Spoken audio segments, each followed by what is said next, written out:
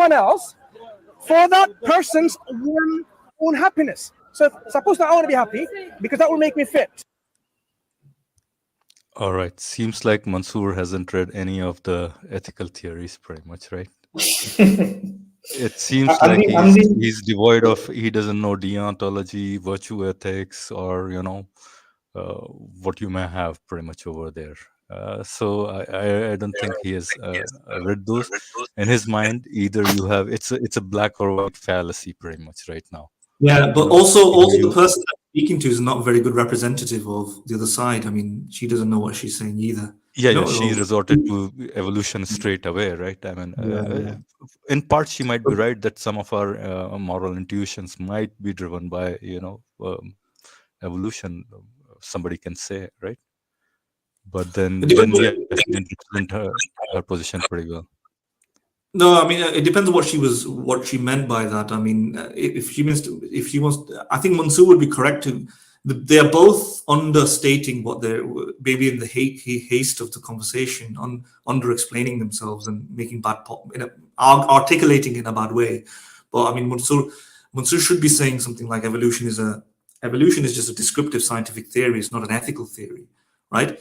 And evolution may put on biological constraints on our behavior, but it doesn't explain what we ought to do and ought not do, right?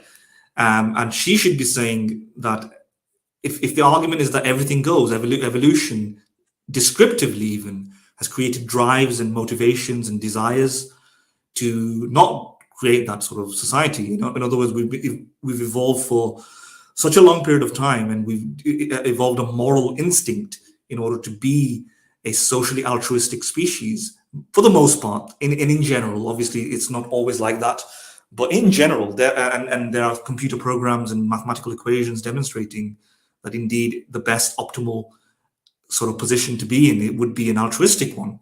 And therefore this kind of dystopia that Mansur is thinking won't happen, right? At least, but that still doesn't defend. That would at least explain that at least a dystopia won't happen, but it doesn't show that there is a moral standard. All it means is that there are drives and feelings and instincts that are consistent with a altruistic vision, altruistic sort of reality, but it doesn't show what we ought to do either. That doesn't, you can't derive an ought from the is of evolution. And Mansur would be also right to point out the fact that there are certain circumstances in evolution in which selfish behavior might be appropriate. So, for example, the lion killing the cub so that it can procreate with the mother, triggering its cycle so that it can be impregnated by and then forcibly rapes the mother. The lioness. Lioness, yes. Right. So which part of evolution are we prioritizing? So as soon as we start saying this is good and this is evolutionary good, this is a good behavior, this is a bad behavior, then we're being selective. If it was just up to evolution, well, evolution creates all of these behaviors. Which sort of behaviors are we trying to enshrine in our laws? Which sort of behaviors are we legislating? Are we following the line? No, we're not. So clearly there's a agent here choosing and picking behaviors from evolution to prioritize and legislate and prescribe and say we ought not do this. So therefore it's not so easily the case that you can just point to evolution and say that this is a normative ethical theory. So evolution only explains why we behave altruistically. It doesn't give us the foundation for objective ethics. And in order to do that, you have to make a philosophical case. And I submit you can make a philosophical case, but I don't think that girl knows much about it. And I don't think Mansur has ever, like Philo has said, there are many cases about John Rawls and Immanuel Kant. I mean, these are very standard understandings. They're more special. There are more unique niche positions by modern day moral philosophers, like Shelley Kagan, who makes the argument that you can make a case for objective morality. And I don't think people like Mansur has even heard of these things. He's just a guy who talks to laymen, being a layman himself, in a park, which is, that's what he is.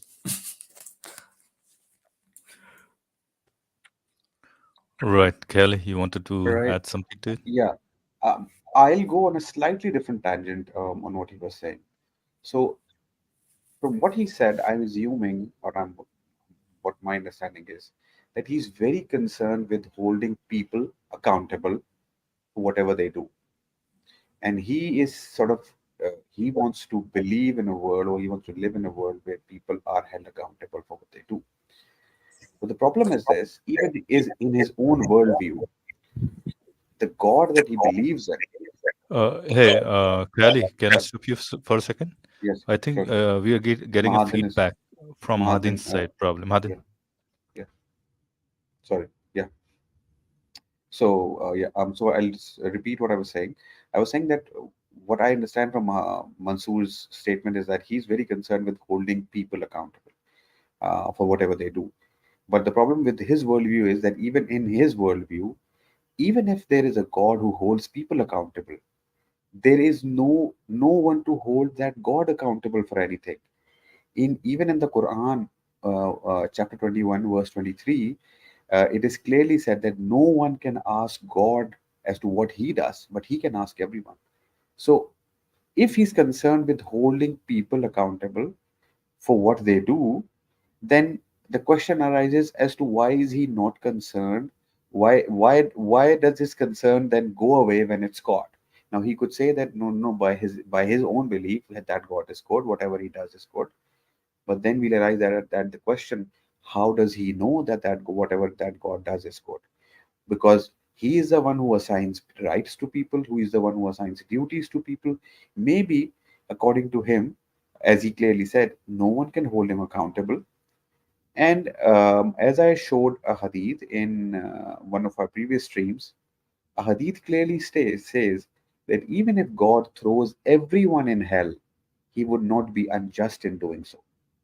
So according to the Islamic Kelly, belief, this is the same there's a thing word. as the Euthyphro's dilemma. What Exactly, God, exactly. it's a divine command No, theory, pretty much in a sense here, right? exactly. I mean, So you yeah, just can't question it, pretty much, right? I have put the that ayat on the screen yeah, for everybody to yeah. see. Syed Muslim.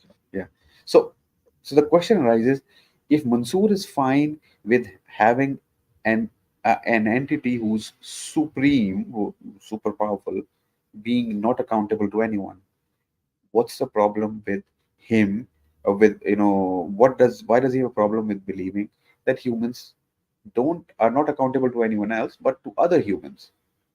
I mean, I think it's a bit more reasonable because at least other humans can hold you accountable. But you, according to Mansur's belief, he believes in an entity who nobody can hold accountable, who's not accountable to anyone.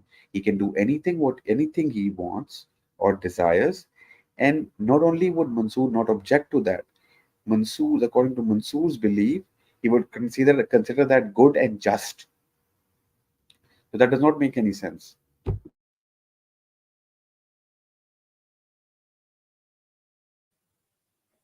Hmm.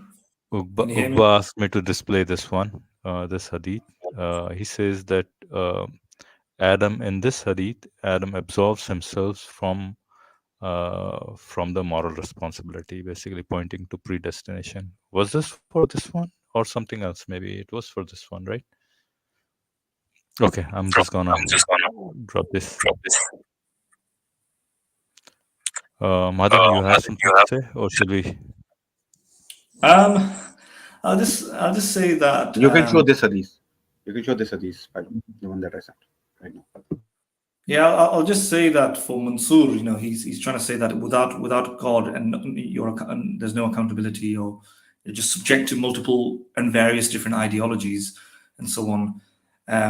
He's kind of he's kind of stupidly, foolishly exempting himself from that, because with God you're also subject to multiple ideologies. You have different ideological interpretations, you have different band camps, you have different religions, you have different scholars, you have different traditions, you have different versions of God, and you have different versions of the supernatural. So he's also part of this massive plethora of a multifaceted level of ideologies, as would be the atheist, who might have, you might be a conservative atheist, you might be a liberal atheist, you might be a communist, you might be a capitalist, whatever your moral views are. You might be pro-abortion, you might not be pro-abortion, etc. But you can have the same reality within theism and the theological framework. So what is he talking about? Or he's trying to say that if he assumes his particular interpretation, which might be, for example, in consensus with a small group of people in the world, then you have consistency. Well, yeah, but that's the same thing can be said about any ideology, right? If you're a conservative and you're an American and you believe in the Republican Party, and they may have consensus. Well, there you go. If you're a Muslim, if you're a Hanafi, and you follow that school, well, then you're going to have a consensus. But what if you're a Shia, right? So what is he talking about? The way you get this you both have multifaceted ideologies battling with each other, trying to get each other to follow different laws. So I don't understand what he's trying to say there. He's trying to say, in principle, if he's right, then there's this one answer. Well, everybody believes the same thing. In principle, if I'm right about abortion, let's say, then we have this one answer. And I'm actually quite conservative with my beliefs on abortion. Well, am I right? Well, if I'm right, then we have one answer.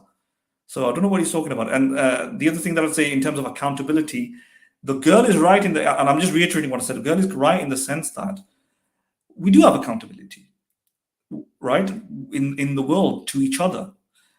And if that wasn't the case, then we wouldn't have flourishing societies.